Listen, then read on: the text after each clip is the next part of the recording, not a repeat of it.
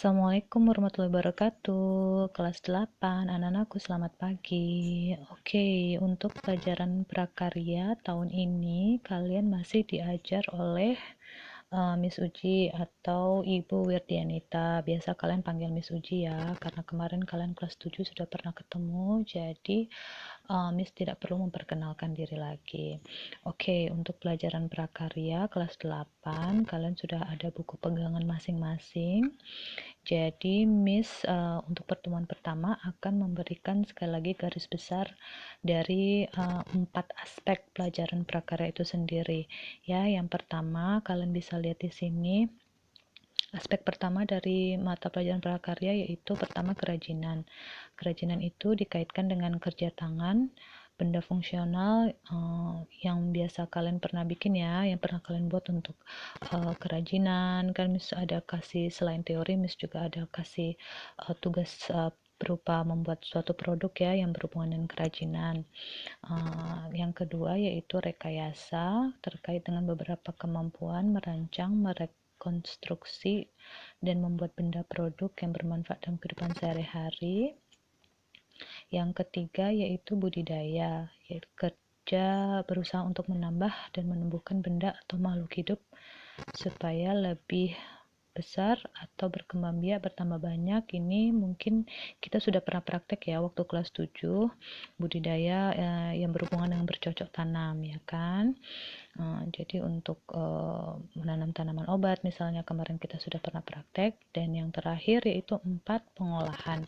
Pengolahan ini mengubah benda mentah menjadi produk jadi pangan. Kemarin kita sudah pernah praktek ya, mengubah benda mentah ini dari buah-buahan atau sayur-sayuran menjadi produk makanan atau minuman. Jadi kelas 8 kalian juga akan mempelajari 4 aspek ini. Oke, kita mulai dari bab pertama ya. Bab pertama itu kita belajar tentang kerajinan dulu, aspek kerajinan. Di sini Miss pertama akan men-share buat kalian beberapa fungsi dari kerajinan. Di sini ada 5. Pertama, fungsi kerajinan itu sendiri adalah fungsi estetik yang berhubungan dengan keindahan. Yang kedua, fungsi ekonomi sebagai mata pencarian. Jadi maksudnya kalian membuat suatu kerajinan itu bisa dari segi fungsi ekonomi, bisa untuk dijual, jadi kan bisa sebagai mata pencarian kalian. Terusnya fungsi religius yang berkaitan dengan agama atau kepercayaan tertentu. Jadi ada sebuah produk kerajinan yang bisa digunakan untuk acara-acara keagamaan ya kan. Terusnya ada fungsi sosial. Ini maksudnya kerajinan yang dikerjakan secara bersama-sama dalam masyarakat. Dan yang terakhir yaitu fungsi kelima, fungsi praktis. Kerajinan yang dibuat untuk kebutuhan sehari-hari. Misalnya kalian membuat kerajinan dari kayu, misalnya dari kayu bisa dibuat meja. Nah itu kan meja bisa dipakai untuk kebutuhan praktis sehari-hari. Kira-kira seperti itu ya.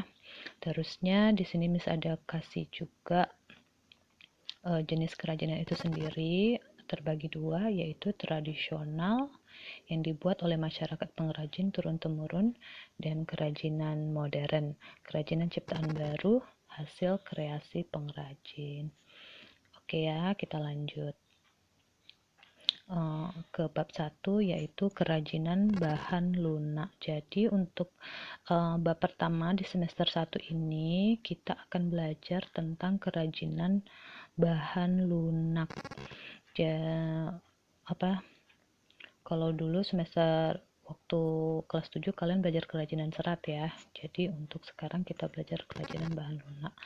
Di sini Miss akan memberikan penjelasan buat kalian. Dari pelajaran ini kalian akan tujuan pembelajaran kalian mempelajari kerajinan bahan lunak ini supaya nantinya kalian bisa mengetahui, bisa memahami jenis dan karakteristik dari bahan-bahan lunak dan produk-produk yang bisa dihasilkan dari kerajinan bahan lunak tersebut.